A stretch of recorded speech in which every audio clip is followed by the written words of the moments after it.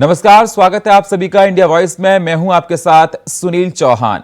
Bulletin की शुरुआत करते हैं बड़ी खबर के साथ। नए संसद भवन के उद्घाटन मामले में बड़ी खबर है, आपके साथ ये साझा कर रहे हैं। सुप्रीम कोर्ट से विपक्ष को झटका लगा है। सुप्रीम कोर्ट ने सुनवाई से इनकार कर दिया है। आपको बता दें, सुप्रीम कोर्ट ने जनहित याचिका की खारिज कर दी है। सुप्रीम कोर्ट ने कहा कि ऐसी याचिकाओं को देखना हमारा काम नहीं। तो आपको बता दें, सुप्रीम कोर्ट ने याचिका को खारिज कर दिया है। विपक्ष को झटका लगा है। सुप्रीम कोर्ट ने जनहित याचिका को खारिज कर दिया। नए संसद भवन उद्घाटन मामले में बड़ी खबर है। सुप्रीम कोर्ट से विपक्ष को झटका लगा है। सुप्रीम कोर्ट ने सुनवाई से किया इनकार। सुप्रीम कोर्ट ने जनहित याचिका को खारिज कर दिया। सुप्रीम कोर्ट ने कहा कि ऐसी याचिकाओं को देखना हमारा काम नहीं है।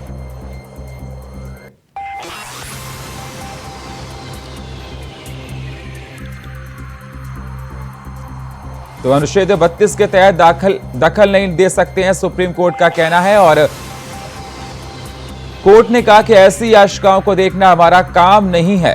सुप्रीम कोर्ट से विपक्ष को झटका लगा है, याचिका को खारिज कर दिया है। नए संसद भवन के उद्घाटन मामले में बड़ी खबर आपके साथ हम साझा कर रहे हैं। तो सुप्रीम कोर्ट से विपक्ष को बड़ा झटका लगा है। सुप्रीम कोर्ट ने जनहित याचिका को खारिज कर दिया है। नए संसद भवन के उद्घाटन मामले में बड़ी खबर है ये, आपको बता दें। सुप्रीम कोर्ट ने सुनवाई से किया इनकार। सुप्रीम कोर्ट ने जनहित याचिका खारिज कर दी है।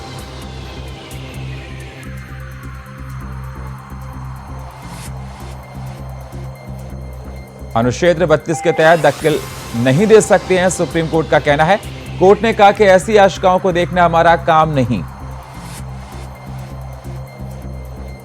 नए संसद भवन के उद्घाटन मामले में बड़ी खबर है। सुप्रीम कोर्ट से विपक्ष को झटका लगा है।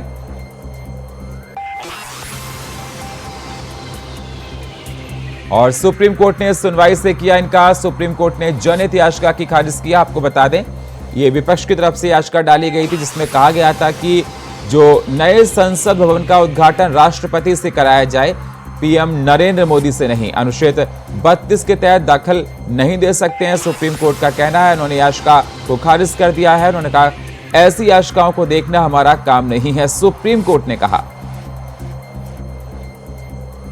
तो नए संसद भवन के उद्घाटन मामले में बड़ी खबर आपके साथ हम साझा कर रहे हैं। सुप्रीम कोर्ट ने विपक्ष को झटका लगा है। सुप्रीम कोर्ट से विपक्ष को झटका लगा है। सुप्रीम कोर्ट ने सुनवाई से इनकार कर दिया है आपको। और सुप्रीम कोर्ट ने कहा कि इस प्रकार की याचिकाओं को सुनना हमारा काम नहीं है। सुप्रीम कोर्ट ने जनहित याचिका खारिज कर दी है। अनुच्छेद 32 के तहत दखल नहीं दे सकते, सुप्रीम कोर्ट ने कहा।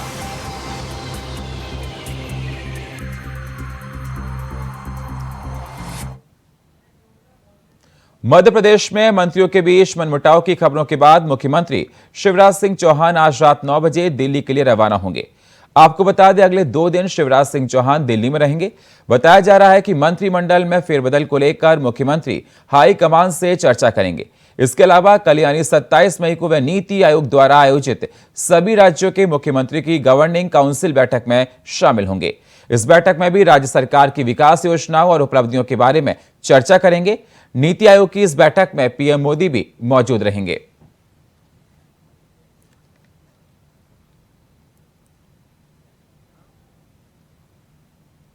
सीधे आपको ले चलते हैं मैनपुरी। वहां पर योगी आदित्यनाथ हमारे साथ लाइव जोड़ रहे हैं। क्या कुछ कह रहे हैं, जरा आपको सुनाते हैं।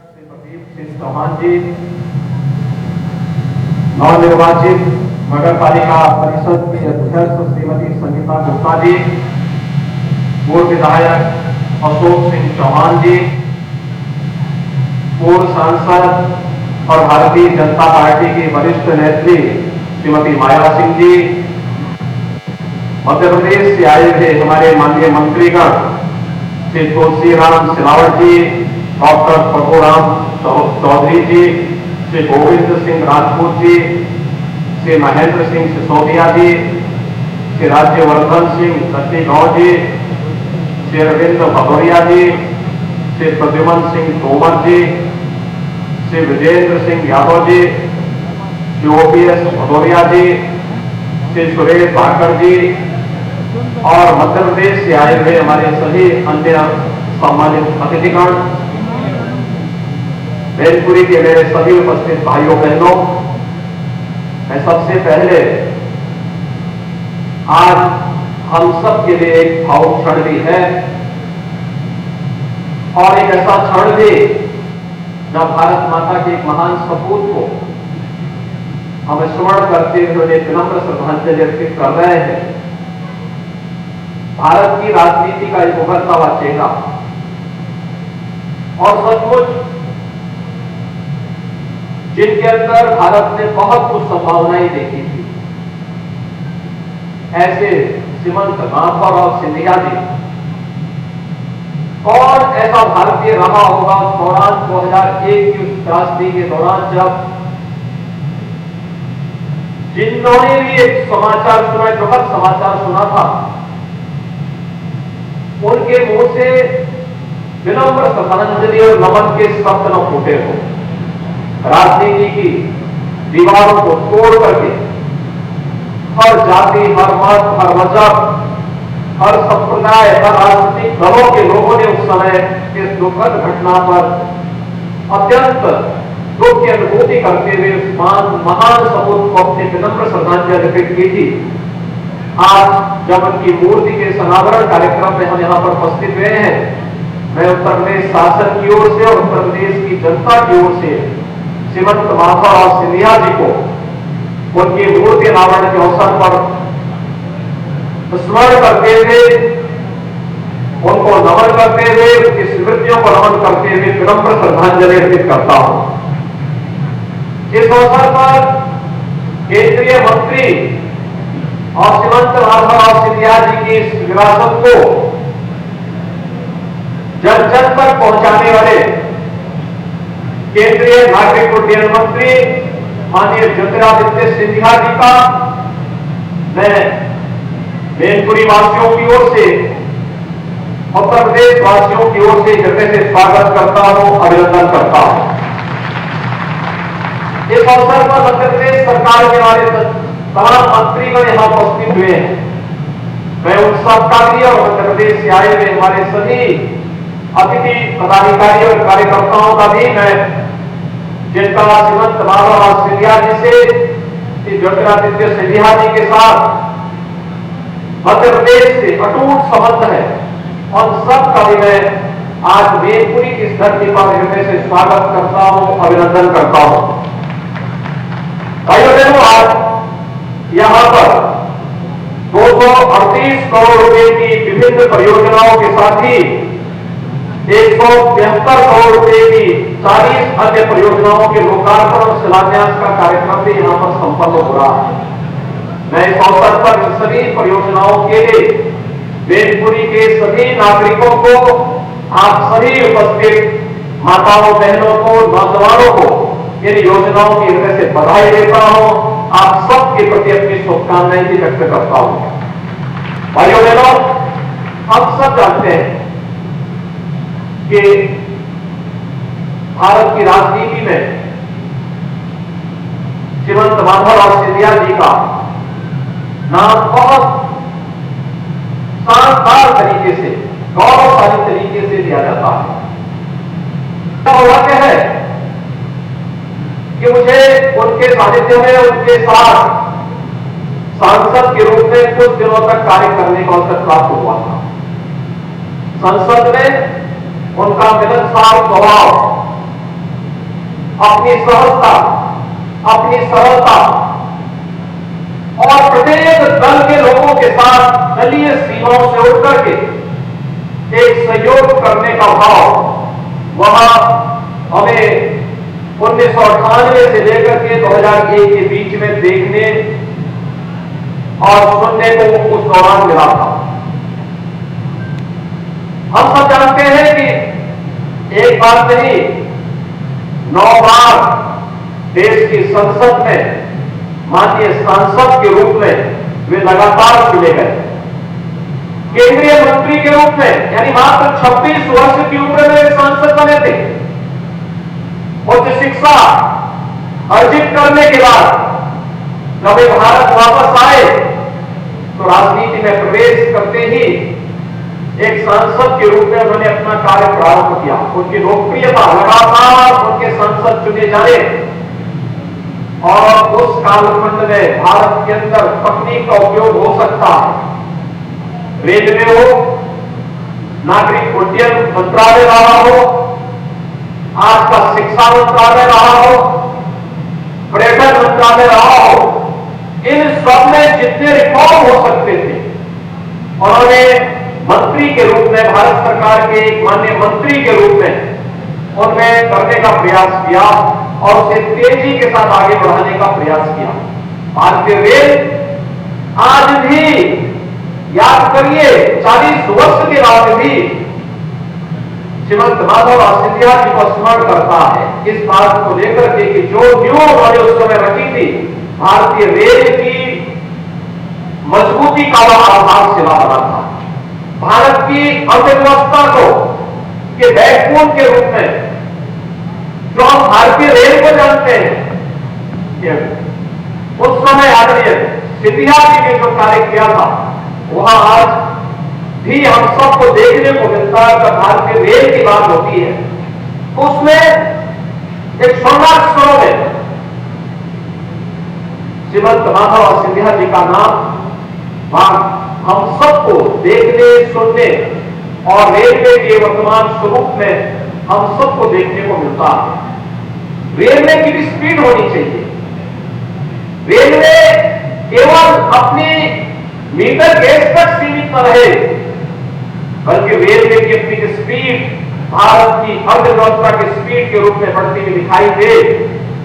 शताब्दी रेल की शुरुआत उस समय की एक अद्भुत और रोमांचकारी घटना हुआ करती थी और मुझे लगता है कि कोई भी ऐसा सांसद नहीं होगा जो ये अनुमान करता रहा होगा साहब एक शताब्दी मेरे यहां से भी शुरू कर दी जाए या मेरे क्षेत्र को भी इससे जोड़ा जाए, और वो एक बात होती थी।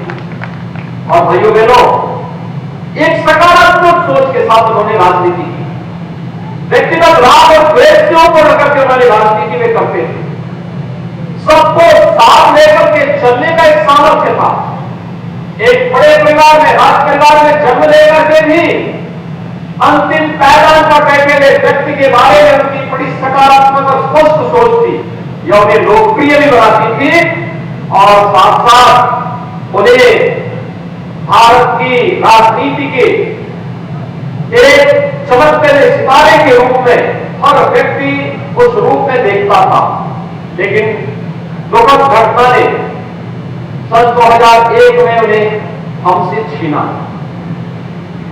ये क्षेत्र जिसके बारे में 1770-71 में उस समय सिंधिया राजघराने में उस समय की अपनी सेना के माध्यम से अफगानों को यहां से भगाने, उनकी क्रूरता से इस क्षेत्र को मुक्त कराने में जो अपना योगदान किया, अपने पूर्वजों के द्वारा मुक्त कराई गई खोजी नहीं, उन्होंने अंतिम श्वास ली।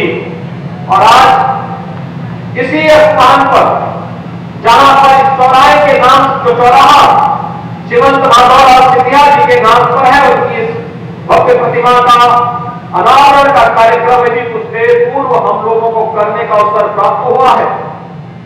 वहां पर उस स्थल की भव्यता, उसके सुंदरीकरण का कार्य हमारा पर्यटन विभाग करेगा ही, लेकिन यहां से कुछ दूरी पर जो स्मारक बना श्रीमंत माधवराव सिंधिया जी का, वह स्थान बहुत छोटा है। उस स्थान को एक भव्य पार्क के रूप में विकसित करने, वहां पर भी उनकी मूर्ति स्थापित हो, वहां पर भी सुंदरीकरण के कार्यक्रम, वहां के पहुंच मार्ग और वहां पर सड़क मार्ग के साथ साथ विद्युतीकरण के कार्यक्रम को भी जिला प्रशासन विलंब उसको आगे बढ़ाने का कार्य करे, जिससे एक प्रेरणादायी व्यक्तित्व से यहाँ के युवा और राजनीति में आने वाले, सार्वजनिक जीवन में कार्य करने वाले हरेक दल के नौजवानों को भी एक नई प्रेरणा प्राप्त हो सके। खासतौर पर युवाओं के लिए सार्वजनिक जीवन में जब अपना भविष्य देखना चाहते हैं, उनके लिए उनका व्यक्तित्व और उनका कृतित्व प्रेरणादायी है, प्रेरणादायी रहेगा। और इस देश से इस स्मारक को उस प्रकार का एक स्वरूप देने की आवश्यकता है और उस कार्यक्रम को हमें पूरी तत्परता के साथ आगे बढ़ाना है।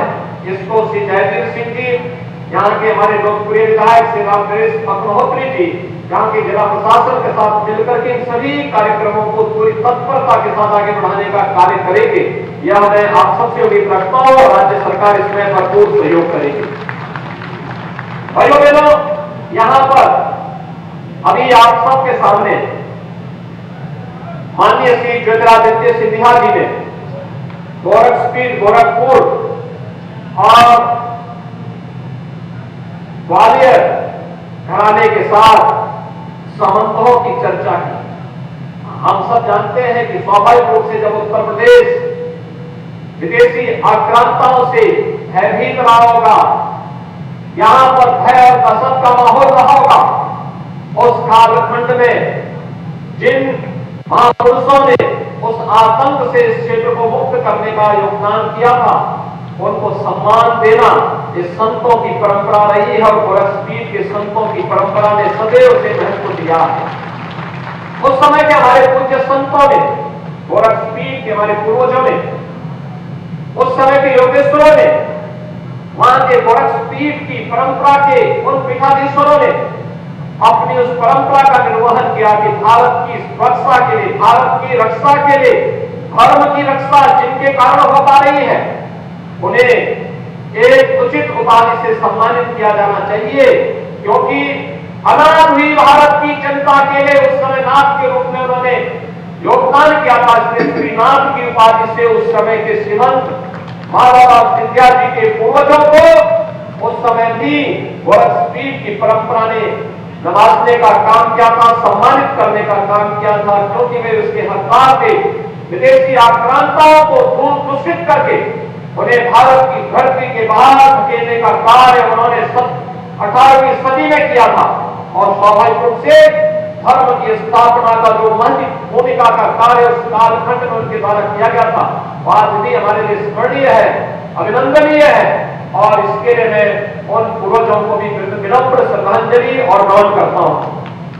भाइयों बहनों, श्री राम जन्मभूमि आंदोलन के दौरान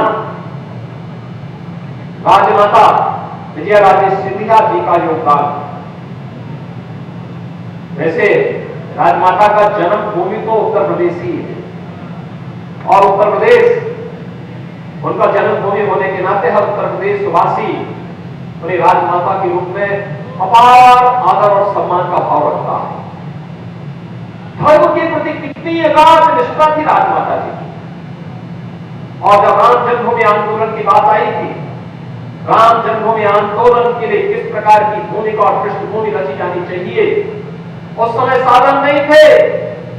उस समय ग्वालियर राज परगना ही इस पूरे कार्यक्रम के लिए योगदान देता था, उस कार्यक्रम को आगे बढ़ाता था और कार्यक्रम मजबूती के साथ आगे बढ़ा। और आज ये हमारा सौभाग्य है, आदरणीय प्रधानमंत्री मोदी जी के नेतृत्व में जब आजादी के अमृत महोत्सव कार्यक्रम के साथ हम जुड़े हुए हैं। याद रखिए, मुख्य महोत्सव को संबोधित करते हुए प्रधानमंत्री मोदी जी ने पंचप्रण की बात की और पंचप्रण में एक बात विरासत का सम्मान करने की बात की थी। उस क्रम में विरासत का सम्मान, अयोध्या में श्री राम जन्मभूमि पर भगवान श्री राम के भव्य मंदिर के निर्माण का कार्यक्रम उसी विरासत के सम्मान का हिस्सा है। और हमें इस वर्ष के अंत तक या जनवरी 2024 में अयोध्या में रामलला अपने स्वयं के मंदिर में विराजमान होते हुए दिखाई देंगे। भाइयों बहनों, यह हर भारतवासी के लिए गौरव की बात होगी, हर भारतवासी गौरवान्वित होगा। लेकिन प्रारंभिक लड़ाई में राजमाता विजयाराजे सिंधिया जी का जो योगदान था वह विस्मरणीय है, अतुलनीय है। कितने यानी भारत की राजनीति को किस प्रकार की सकारात्मक सोच के साथ अपनी विरासत का सम्मान करते हुए आगे बढ़ाना है, यह दृष्टि राजमाता ने हम सबको दिया था। भाइयों बहनों, आज मैनपुरी से जुड़े हुए विकास की तमाम योजनाओं को हम आगे बढ़ा रहे हैं। यहाँ के बाईपास की बात अभी जयवीर सिंह जी कह रहे थे। हमको हर उस विकास के कार्य को आपके इस क्षेत्र में निभाना चाहते हैं। और मैं आभारी हूं मैनपुरी वासियों का, जिन्होंने नगर निकाय चुनाव में इतना भारी समर्थन भारतीय जनता पार्टी के प्रत्याशियों को दिया, फिर दिया और लगातार दे रहे हैं। आज उत्तर प्रदेश आदरणीय प्रधानमंत्री जी के मार्गदर्शन में आगे बढ़ रहा है। अभी हम लोग थोड़ी देर में माननीय केंद्रीय मंत्री जी के साथ में कानपुर जा रहे हैं। कानपुर का एयरपोर्ट प्रारंभ होने जा रहा है, यानी वहां पर नया टर्मिनल बिल्डिंग का उद्घाटन होने जा रहा है। उत्तर प्रदेश के अंदर पिछले 6 वर्ष के अंदर एयर कनेक्टिविटी जिस तेजी के साथ बढ़ी है, जिस प्रकार से उत्तर प्रदेश के अंदर हाईवे, एक्सप्रेस हाईवे और सड़कों का संचार विसा है, विद्युतीकरण की आपूर्ति बढ़ी है, हर गरीब को बिना भेदभाव के शासन की योजनाओं के साथ जोड़ने का कार्य हुआ है, हर गरीब को शासन की सहायता सुगमता से प्राप्त हो सके, इसके लिए जो कार्य प्रारंभ हुआ है वह किसी से छुपा हुआ नहीं है। आज चेहरा देख करके कार्य नहीं होता, हर व्यक्ति को उसकी सुविधा का लाभ, यानी 6 वर्ष में प्रधानमंत्री मोदी जी के मार्गदर्शन और नेतृत्व में 54 लाख गरीबों को तो हम लोगों ने एक आवास उपलब्ध कराया है। प्रधानमंत्री आवास योजना में एक आवास 54 लाख गरीबों को, 2 करोड़ 61 लाख गरीबों के लिए एक शौचालय निर्माण का कार्य हुआ। 1,21,000 गांव के मसले ऐसे थे जिन तक बिजली कभी पहुंची ही नहीं थी, वहां तक बिजली पहुंचाने का काम और 1,75,000 परिवारों को फ्री में बिजली कनेक्शन उपलब्ध करवाने का काम भी किया गया। 1 करोड़ परिवारों को हम लोग आज निराश्रित महिला पेंशन, वृद्धावस्था पेंशन और दिव्यांग जन पेंशन में 12,000 रुपए सालाना उपलब्ध करवाने का कार्य कर रहे हैं। भाइयों बहनों, ये सभी कार्यक्रम पूरी तत्परता के साथ करने के कार्य हो रहे हैं। विकास के कार्यक्रमों को भी आगे बढ़ाने का कार्य हो रहा है।